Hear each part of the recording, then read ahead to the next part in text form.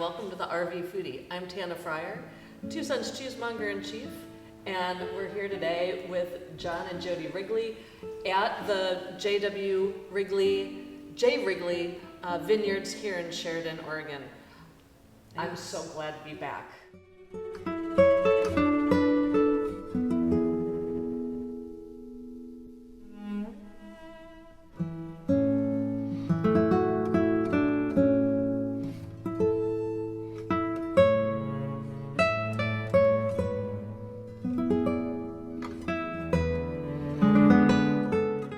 You can go to the grocery store and you can buy scads of Chardonnay and you can buy scads of Pinot, and most of them I don't think are worth drinking.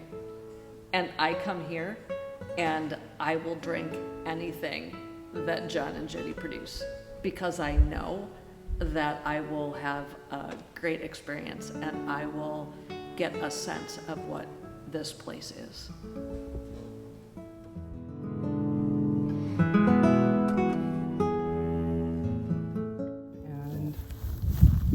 Right, so, there's been a lot of things that have happened in the world that we just know that chemicals don't necessarily have half-lives that we would like them to have, and they just stay around for a long time, and they're not necessarily good for all of us.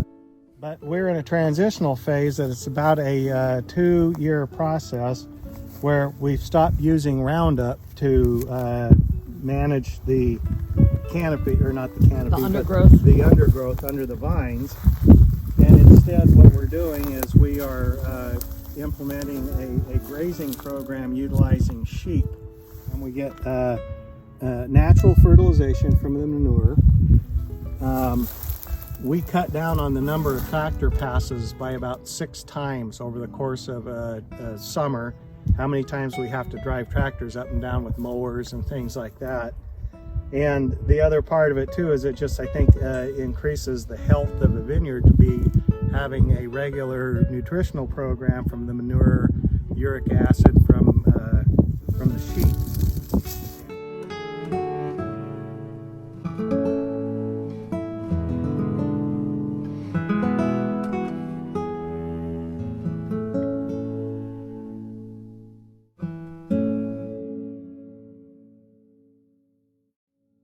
We have our assistant winemaker, Dan Kavicki, and one of the things that I've challenged him with is that it's very important to me to every year have an experiment of some kind going. Because if you never change, you will never hit that maybe magical combination that someone else hasn't been able to figure it out. And I have things back here that are, I don't know if they'll ever make it to a barrel, or a bottle, but nonetheless, learn something. Yeah, I'll take knowledge from that, and if nothing else, it may be more valuable to have found something not to do next time than to have found something that actually kind of worked.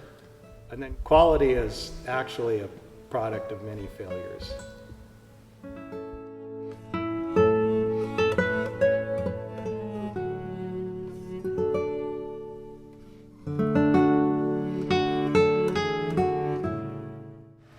So Jody's the glue that holds everything all together. She probably puts in double the hours any of us. Networking skills like I've never seen before. Never met an enemy. She's just an unbelievable person. Oh, it depends who you ask, honey. Yeah, I guess. She's the one that created all this. My business plan when we bought the place had a hole in it, and that was how are you going to sell this after it was made? So it was like, we got 175 cases. What now? My job's done. If you build it, they'll come, right? Yeah, And truly, at the beginning, that's what I said to people. They said, "Gosh, can we buy just one bottle?" And I said, "Hell, I'll sell you $1 taste." I mean, that's that's how wineries start. Yeah. Sometimes we hire some consultants that say, "Well, you need to look like this in order for," and I just said, no, that's not going to happen. You can pretty up what it looks like, but we will never be different than who we are. So it's like, if you could just give that advice to any business starting out, know who you are first. Yeah. And then everything can grow from there. Your story is beautiful. We actually met right here at this vineyard spot, and it wasn't anything. And we hiked in the weekend we met and had our first kiss on this property less than 24 hours after we met. Yep. And that was pretty much it. And we're inseparable ever since. And as they say, the rest is history. Something Yes. like that. Much tasty, A lot of work. Lots of tasty That's history. right, yes. As I say, he's the genius, and I like to drink it and sell it. So it takes both parties. Absolutely.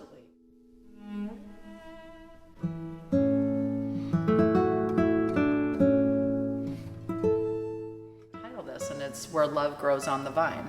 And it's true. It's like, and really that I believe if you talk to anybody that starts from scratch, like we did, and there's many producers in Oregon that didn't just come with a big fat checkbook. Right. There's also the big fat checkbook people, but there's a lot of people that just came right with their heart and said, no, this is my passion, I want to do this.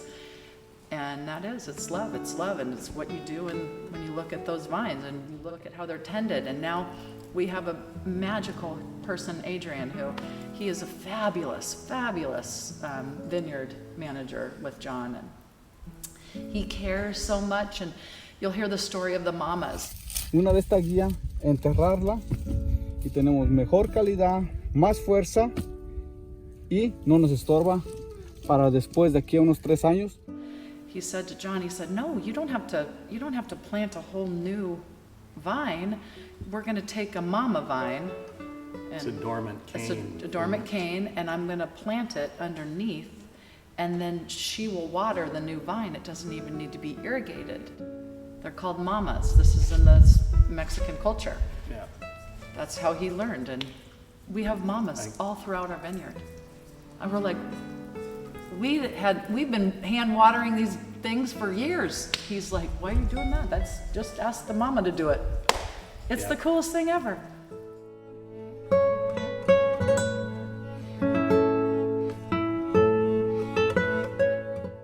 And so he and his family are part of our family, and we just, We sponsored him to remain in this in the country. United States. We try as hard as we can to be fair to everyone. It's sad to have seen situations like some of that's occurred in the past few years or so, and the industry is changing. We are seeing fewer and fewer people to do manual labor, and as a result, you see a lot more mechanized equipment. And now the biggest thing that's on the horizon is mechanical harvesting. Well, you tell me what machine knows how to plant a mama.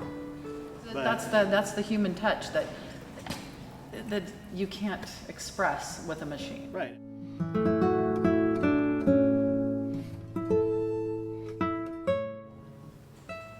So what are you seeing as climate change is happening? Are you seeing things change in the industry here? Are people planting some different things, anticipating the change in temperatures, the change in precipitation, those kinds of Well, things? Is that happening here yet? Yeah, yes, and it is not just in the grape industry. We are seeing earlier harvest dates and ripening of fruit earlier. And we're also seeing higher cumulative heat units with the decreasing amount of rain through the winter period. So our soils aren't always appearing to be fully recharging before summer and the dry season hits.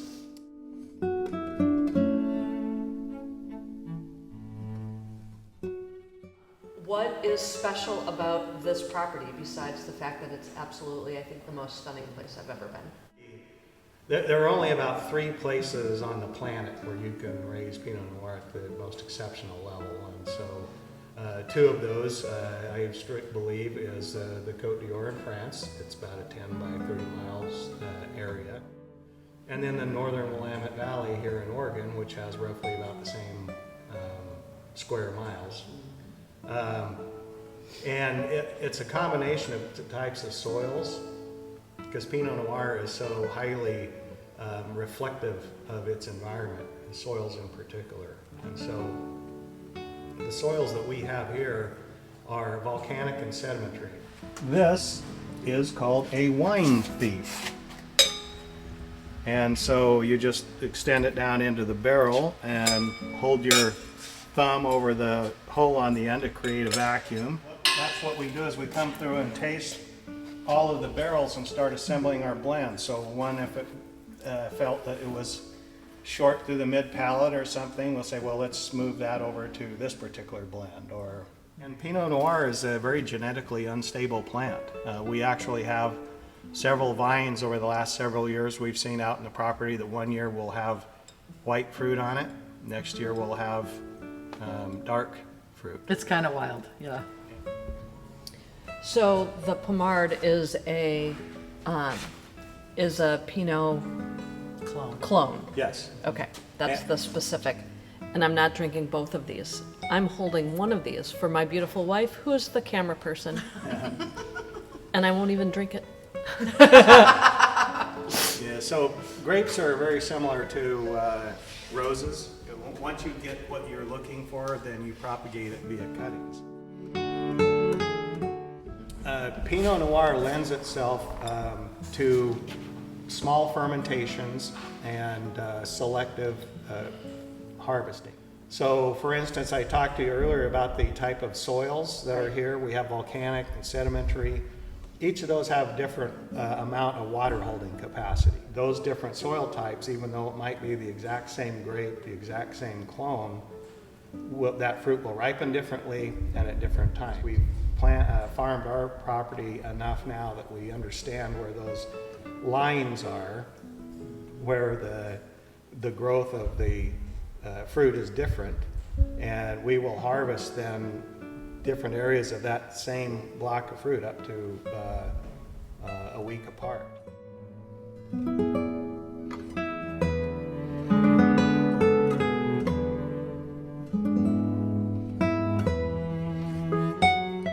So you grow Pinot, but I also know you grow some other things, and there's some fun stories around what you grow here and why. Then so John actually proposed to me at this spot.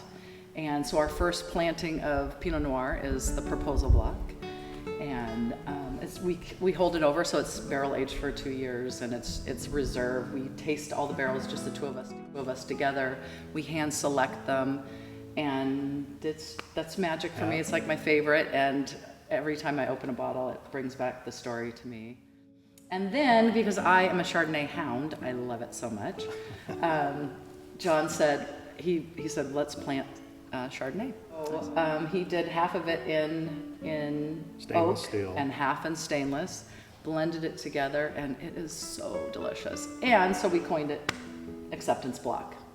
So that really truly is our story. So we fell in love here, and the grapes, the 2 blocks represent our love story.